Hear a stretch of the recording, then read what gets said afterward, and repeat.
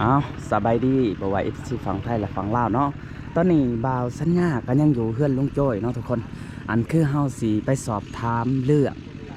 น้องอาเบยที่มานอนเฮือนลุงโจ้ยในเมื่อคืนนี้เนาะทุกคนเนาะแต่ว่ามื้อนี้บ่าวสัญญาได้มาฮอดเฮือนลุงโจ้ยแล้วอยากถามว่าคันว่าน้องอาเบยมาอยู่นำลุงโจ้ยสิรับบ่กับสายพลเนาะไปทุกคนไปฟังกันเลยสบายดีลุงโจ้ยสบายดีอาเบยสบายดีสบายดีน้องสายพลโอ้นี่คืออันFCอยากให้น้องอาเบยมาอยู่น้ำลุงโจ้ยกับมาอยู่เป็นที่เหียบหอยอยากให้มาอาบน้ำหนะลุงโอ้เป็นได้ดีใจบ่น้องมาอยู่น้ำดีใจเรายังให้มาเป็นลูกนี่แหละให้เป็นน้องชายพลเบิ้งเฮาอยากอันนั้นถามความในใจอันน้องอาเบยแล้วก็อันทั้งลุงโจ้ยแล้วก็น้องสายพลเนาะคันคือน้องอาเบยสิมาอยู่น้ำนี่หับได้บ่สายพลหับได้เป็นหนองเป็นหนงว่าหรือว่าเป็นผีเป็นหนองหรือว่าแนวใดเป็นผีเป็นน้องเลยนะเป็นผีเป็นน้องมันเป็นผีเป็นน้องอยู่กันก็เป็นน้องเลยละลุงโจ้ยได้สันหับได้บ่ลุงโจ้ยได้พอว่าเป็นลูกเลยลอยบ่ในใจ100%โอ้ทุกคนเอ้ยคือลุงโจ้ยนี่อยากให้น้องอาเบยนี่มาเป็นลูกเป็นเต่าเนาะไปได้ทางหนองเลยค่ะใครว่าพอใจมัดพอใจมัดมาอยู่ได้บ่น้ำเพลินนี่อยู่ได้โอ้ใครว่าเพิ่นว่าไล่นี่พูดแหละพอจะมาเวอยู่นี่ยังพอใครไม่บนอยู่แหละว่าง่ายๆคันว่าโมบ้านบ่ฮับแลลุงสิหำเอาเป็นลูกเป็นเต่าเนาะโดยเป็นเต่าโดยเพราะว่าทั้งคันว่าให้เพิ่นไปถอกไปไทยนี่บ่ให้ไปเนาะลุงเนาะบ่ให้ไปแล้วลุงสิหำเอามาอยู่นํเพราะว่าให้มาซอยเวียกซอยงานนํกันเนาะโอ้คือหนังกับปกครองแล้วก็แล้วว่าง่ายว่าสิหับเป็นลูกเป็นเต่าจนกว่าอันนี้จากกันผลเนาะลุงเนาะโดยนั่นแหละเป็นได้ดีใจบ่น้องดีใจ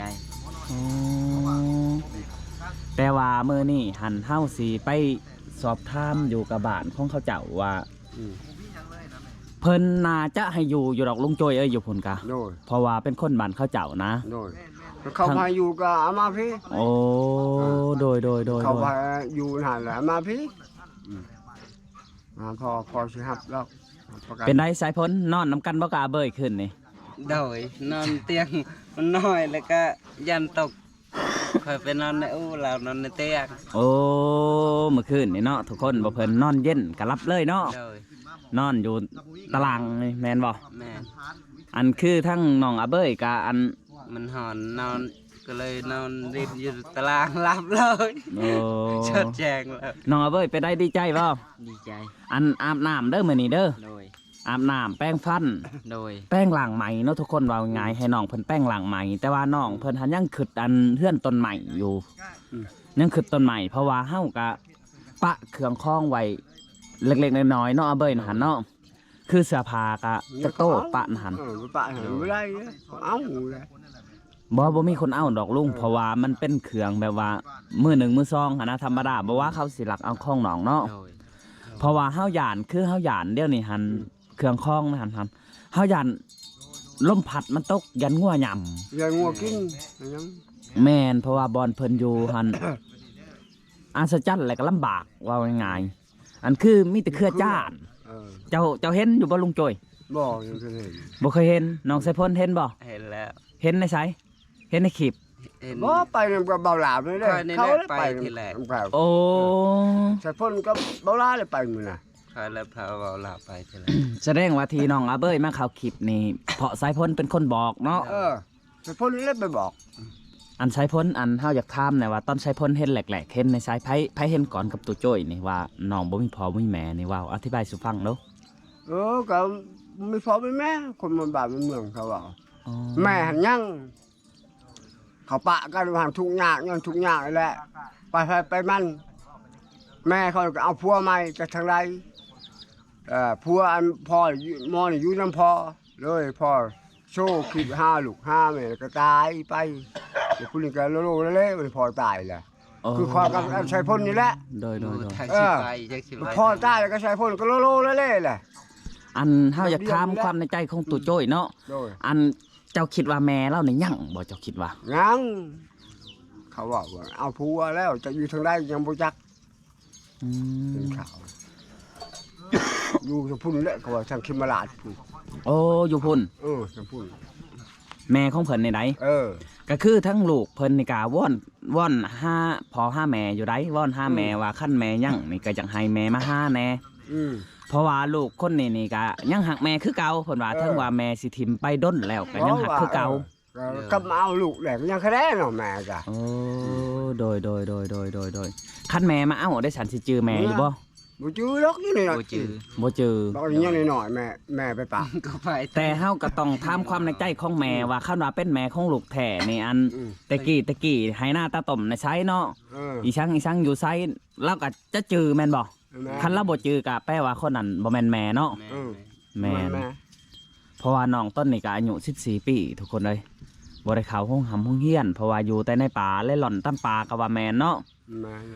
ว้าวแล้วก็คือทั้งน้องเพิ่นเว้าหั่นแหละว่าคนโซถิ่มเนาะลุงจ้อยเนาะ โดย แต่ว่าทั้งลุงจ้อยกับสายพ้นนี่ มันไปโลเลย บ่หับเป็นลูกเป็นเต่าเป็นน้องเป็นนงเนาะ โดยแม่น แต่เคินบ่หับทุกคนแล้วมาพี่พอสิเลี้ยงจนว่าขอโทษนะหมู่จนว่าได้สิ้นชีวิตอยู่นี่ฉันซะ บัดในมากก็อยากได้ลูกอยากได้เมียก็เอาเนาะลุงเนาะ เอา โดยทางสายพ้นนี่ก็ยินดีนำได้ทุกคนเอ้ยยินดีอยากได้น้องมาอยู่นํแต่ว่าทั้ง FC หลายๆฐานก็อยากให้อันมาอยู่ในเฮือนตู้จ้อยก่อนเพราะว่าคันว่าอยู่พุ่นก็มันลำบากนะอยู่ในต้นหมอกต้นไม้อีกอย่างก็น้องก็ยังบ่ฮู้เฮ็ดอยู่คกินว่าง่ายๆ เดี๋ยวนี้หัน ก็ยัง เขาโทรหาพอบ้านทาแล้ว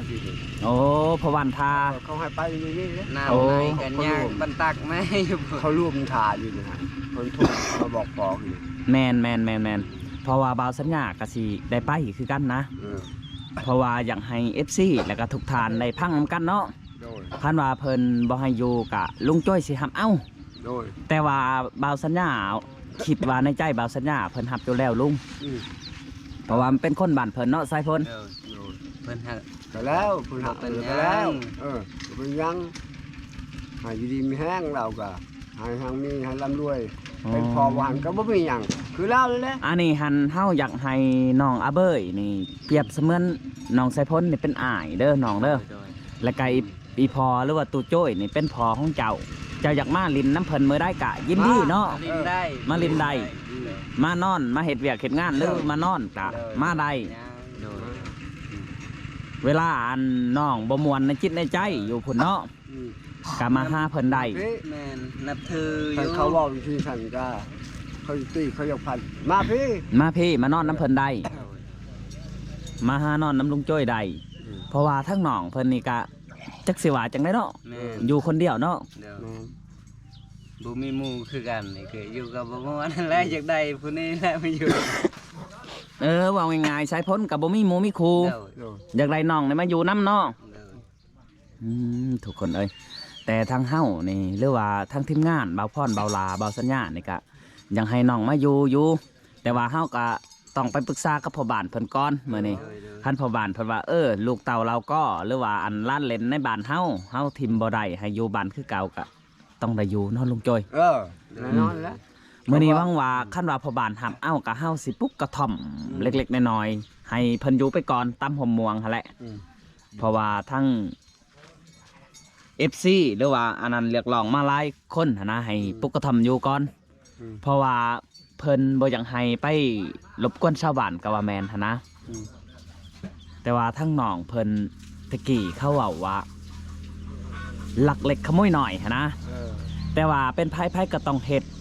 แต่เพิ่นนี่คือบ่ได้ลักคายลักกินซื่อๆแม่นบ่เจ้ายอมรับบ่ว่าเจ้าเอา บ่เราบ่เอา บ่อันว่าเขาแกล้งหั่นเอากิน แกงนี่ยอมรับเอากินให้หิวแล้วเอากิน โอ้ เรามีแนวเข้า เรา กิน ว่าสิลักไปขายอันนั้นขายนี่บ่เคย แม่นทุกคน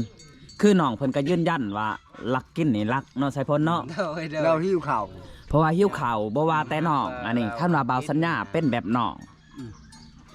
ก็ต้องไล่หลักคือกันเพราะว่ามันอดบ่ได้เนาะน้องเนาะ โดน เพื่อประคองชีวิตไว้เล็กๆน้อยๆเนาะ โดย แม่ เรายังแค่ว่าตายคอยบ่หันได้ตาบอดไปหา คน คอ อยา ถ่าก น ให้มี เขา แต่จับกิน รอบ นั่น เนาะ เนาะ มาเลี้ยงลูก ว่า สิตายพอบ่หัน แม่น จังว่าตาดีหาจอกสิจังได๋ขอบ่หันตาบอดไปหาคอเข้าพาลูกกินสิว่าเพียง นี่นะเฮาหันอุกใจแน่นี่พ่อตู่ก็สิว่าอันอยากให้น้องอาเบยมาอยู่น้ำไสพ้นแล้วก็พ่อตู่เวลาน้องเจ็บไข้หันเฮาถามว่าน้องกินยามาแต่ไสวะ ยัง เพิ่นว่าอันปะให้มันดีเองวะ มันเองแล้วบ่มีใครดูแลเด้ แม่นปะให้ ค่ มัน อย ดี ต เอ อน ง นั้นแหละถ้าบ่มีเบาลานี่ตาย แม่น เป็นไข่ โดยอันเป็นไข่ต้นที่บ่เฮามาตำบิดน่ะก็เป็นไข่แม่นบ่ แม่น โอ้ตอนนั้นจือบ่ว่าไผเอาเงินให้อันเล็กๆน้อยๆ20,000บ่จือเนาะทุกคนเนาะ บ่จือยัง เพราะว่าทั้งน้องเพิ่นว่าเป็นไข่ว่ะเฮาเบาสัญญาเอาให้20,000กีบทุกคนให้เพิ่นไปซื้อยามื้อนั้นเนาะให้เพิ่นไปซื้อยา เบาลา แล้วก็เบาลาแล้วก็เบาพรเนาะทุกคนเนาะที่สวยเลือบน้องสายพลแต่ตอนนี้นี่โอ้ยสายพลเลยมาเห็นน้องอาเบยนี่ก็มีความสุขอยู่กับบ่เจ้า โดยแม่น เพราะว่าเฮามาส่งน้องแต่เมื่อวานนี่ทุกคนอันตาม FC เหียงห้องมาว่าให้น้องสายพลบ่แม่นให้น้องอาเบยไปอาบน้ำเพื่อนสายพลแหน่ว่า โดย เพราะว่าทั้งน้องเพิ่นนี่จักมือจังได้อาบน้ำเทื่อหนึง เป็นเดือน ถ้าว่าอยู่พุ่นน่ะชงอันเก่าเชื่ออันเก่าอาบอันน่ะให้ปะให้มันแห้งนี่ก็โตเลยชงเชื่อ แบบนั้นบ่น้อง โดย แล้วมันไม่ช่วงชื่อ แบบนั้นเรื่อยๆแล้ว คือพอว่าหันถึงว่าแล้วไม่ช่วงชื่อพอว่าหันคือกันนั่นแหละ กันแล้วก็ก่ สิ อน อาบปะเปื่อยพัดยันเขาเฮ็ดก็อาบดำไปเลย อาบน้ำไปเลย แม่น โอ้ว่าง่ายๆก็เลยว่าตบทั้งสองทั้งเสือเลย แม่น แหงคาโต แห้งคาตู้ ปาดเถอะทุกคนเอ้ย ชงเชื่อแห้งคาโตเลยจึงไปหาลิ้นน้ำมูน้ำโคนะ เจ้ากับเขาไปห้าหลินน้ำหมูอยู่บ่ เคยไปอยู่ หมูบ่ได้รังเกียจบ่น้องถามจ รัง ริง เกียจ ๆหมูกับปากน้ำอยู่บ่ ปากน้ำแต่หักปากไปยับดีบันไดเลย อยากดีเป็นได้บ่ อ๋อ แบบคนบางคนจะไล่น้ำเลยเนาะคุณเขาซัก เขา เล ก็ ย อยากไล่น้ำแล้ว อยากไรนี้ ช่างก็มีเนาะ เขาบินข่าวบินเดียว อืม บัดนี้เต็มสุดแล้วทุกคนเสือดอนตามที่น้องอยากได้แล้วก็ส่งวัยรุ่น แต่ยังแนวเดียวเนาะสายพล โดย อยากให้ตัดผมเนาะแต่สายพลนี่ก็ตัดตอนนั้นก็ บ่ลาแล้วพาไปตัด แมนมันยาวเลยตอนนี้เนาะ เด้อ เริ่มมันส่งรอเริ่มจากหายแหน่ก็ต้องไปตัดใหม่อีกเทื่อนึง เด้อ โอ้พอตู่จ้อยก็ดีใจทุกคนเอ้ยที่ได้น้องอาเบยมาสวยเวียกหรือว่าสวยงานว่าง่ายๆว่าขั้นว่าเพิ่นบ่หับแท้นี่สิผูกแขนเป็นลูกเป็นเต่าเลยเนาะ เออ เอาพ่อบ้านมายืนยันเนาะ เออ ว่าอันนี้ให้เป็นลูกลุงจ้อยซะ อืม ทางน้องไซพ่นก็หับเป็นน้องเนาะ โดยยินดีต้อนรับ อันบ่รังเกียจน้องบ่อย่าถาม บ่ ไซ รัง พ่น เกียจเพราะว่ามันมนาคือกันนะ ฮะ บ่เคยรังเกียจดอกคนเป็นม ค นุ น ษย์ คน คื คือ อ กัน กันเห็นเลย โอ้ทางไซพ่นและลุงจ้อยว่าบ่เคยรังเกียจมนุษย์คือกันเนาะ เด้อ ยันว่าไซพ่นกับลุงจ้อยติว่าน้องนี่เป็นคนถูกข์คนยากไปสิบ่ได้ติบ่ ติ พ่อ ด ก็ อก ตุยทุกข์คือกัน โอ้ ทุกข์คือเราคือกัน ถ้าว่าเอาผู้นี้มาอยู่นำตอนหน้าก็เราสิดีกว่านี้ก็มีนะเพราะว่าเรายังน้อยอยู่นะ โอ้ เรายังหน่อยคนเล็กน้อยแหละ แม่นทุกคนคือไซพ่นนี่คิดถึกแหละเพิ่นว่าคันว่าเอาน้องมาอยู่นํนี่บางทีน้องอายุตอนนี้ก็ยังน้อยเนาะ เด้อ ไซพ่นพึกแอบบางทีก็บอกซ้อนเนาะ เด้อ ก็น่าจะเป็นคนดีก็มีเนาะ เด้อเด้อ โอ้ทุกคนเอ้ยอันคือเฮาอยากบอกทั้งน้องเพิ่นให้เป็นคนหูผู้ดีเด้อบัดนี้ โดย เพราะว่าเขาวนำทำป้าก็พ่อได้อยู่ได้กิน โดย ท่านบ่มีอิหยังกัดเสนอบอกมาทั้งเบาลาเบาพอดและก็เบาสัญญา โดย ถ้าคนนอกมาว่าชีจังสันเขายั่วแบบนี้แบบนั้นอย่าไปเชื่อเขาคนนอกอ่ะ โดย เฮาได้ดีแหละเพิ่นมาช่วยแหละที่แล้วว่าขอตัวนี้ตัวนั้นให้เขาอย่าไปให้เขาถ้าเป็นใจเฮาบ่มี แมน เห็นมันคือพอนี่ถ้าเป็นสิ่งหนึงพอบ่ให้ก็บ่มีให้บ่เฮาฮักแพงบ่เขาจะดูแลเฮาให้เขาหากันกินเขามาขอเฮาให้ โดย อยากเขายั่วไปพุ่นไปผีบ่ต้องไปห้ามเลยค่ะ อันคือเขาคล้องที่สื่อมาเด้อน้องเด้อ โดย น้องอย่าไปคายแหลกหันแหลกนี่เด้อ บ่ได้เด้ จังหน่อยเพราะว่าติดจมติดยาไปบ่ได้เด้อเนาะใส่พลเนาะ แต่ว่าตอนนี้น้องคือสิยังบ่ทันได้ติดเพราะว่าอันน้องบ่มีเงินเนาะทุกคนบ่มีเงินฮอดสิซื้อกินเนาะก็เลยว่าอันน่าจะบ่เป็นแนวนั้นดอกแม่นบ่ลุงโจย แม่นเขาเสียหายไปสิเฮาทุกอย่างแล้วเขาเสียหายไปสิแล้วคือพอบ่หันก็บ่แม่นน้อยเด้อเขาบอกเลย แม่นว่าง่ายๆทุกเพิ่นบ่ปานนี้เนาะ เอ้า มี บ่ำ เพิ่นจังว่าพี่น้องแม่นบ่ ทุกมือทุกบ้านทุกวางนี่เห็นบ่คือได้มีเลยนี่แหละบุคคลก็เขาประนามอย่างจังซี่ชั้นเป็นชั้นได้ โดย แต่ว่าดีนี่ขายแล้วคือบุคพอมีแล้วดีนี่ฮะประชาเขาก็ห้องประชาเขาก็ห้องดีดองอองวันเขาก็บ่บอกเจ้า อันคือสายพ้นนี่ก็เฮาเบิ่งต้นนี่ก็คือสิเป็นคนหูผู้ดีแหละเนาะลุงโจยเนาะเพราะว่ากับตะกี้อันซีซันก็ต่าง พอก็บอกคู่มึงคู่เป็นอยู่ แม่น หาเบาลายสั่งสอนก็บ่แม่นง่าย โดย ได้ย้อนเขาบอกลาบ่พรแน่ เป็นได้อันเฮาอยากถามว่าอันเห็ดคบเห็ดกินแซ่บขึ้นแล้วบ่เด้นี่ โดยก็พอเป็นไปได้อยู่ ทอดไข่เป็นแล้วบ่ เป็น ให้มันเป็นแผนหั่นได โดยตัวใดเฮ็ดได้นะน้องเฮ็ดได้นะตัวใดเฮ็ดบ่ได้นะบ่เป็นคือกันนั่นนะ บ่เป็นคือกันเนาะ โดย แต่ว่าทั้งน้องอาเบ้ยเพิ่นนี่นึงข้าวเป็นอยู่บ่น้อง เป็น เป็นเห็ดกินได้ซะ เฮ็ดกินก็น่าสิเป็นอยู่ น่าสิเป็นอยู่ เป็นแล้วก็ไม่เห็นให้กินแต่หน่อยเลย โอ้แต่ว่าติแนวเดียวเนาะตะกี้เนาะเพราะว่าทั้งน้องเพิ่นนี่เว้าง่ายเนาะลุงโจยมักพอมักเผ็ดก็บ่มีเนาะ บ่ บัดนี้เกลือเป็นนัวก็บ่มีและน้องเพิ่นนี่อาจจะปรุงบ่อยากเก่งแม่นบ่ แม่น เพราะว่าบ่ฮู้ว่าสิใช้อีช่างหั่นนะ ว่าง่ายว่าคันว่าเพิ่นปรุงเค็มเกลือเนาะ โดย ก็บ่ฮู้ว่าสิใช้อีช่างจังสิให้มันจ้างไปได้หั่นก็เพิ่มเกลือไปอีกแม่นบ่ โดย อันนี้ก็คันว่ามาอยู่น้ำหนองไสพ้นกับหนองไสพ้นสิพร้อมพึ่งแอบเนาะไสพ้นเนาะ แอบมันก็คักสิ แม่นเพราะว่าเฮ็ดข้าวเฮ็ดกินพอได้แน่แม่นบ่ลุงโจ้ย แม่น เออ ให้เค็มเกลือเพิ่มเกลือไปอีก แห้งเค็ม บางคนก็มักเค็มเนาะบางคนก็บ่มักเค็มหั่นนะ แม่น เอาหันเค็มเกลือเขาก็เพิ่มน้ เค็มเกลือเพิ่มน้ำ ำเพิ่มน้ มันสิบ่ลายบ่ดอง มันสิไปจาก ำลายก็ให้มันบกก่อน ลายแก้มันบ่ครับ โอ้ ใส่ก็เพิ่มน้ำแล้วก็ยินทิมแล้วก็ปรุงใหม่ เพิ่นก็ยังหูได้ทุกคนเอ้ยเพิ่นก็ยังหูแบบหนึ่งอีกเนาะ โดย บ้านในเฮากะ สิได้อยู่เพียงเท่านี้เนาะทุกคนเนาะเพราะว่าอัน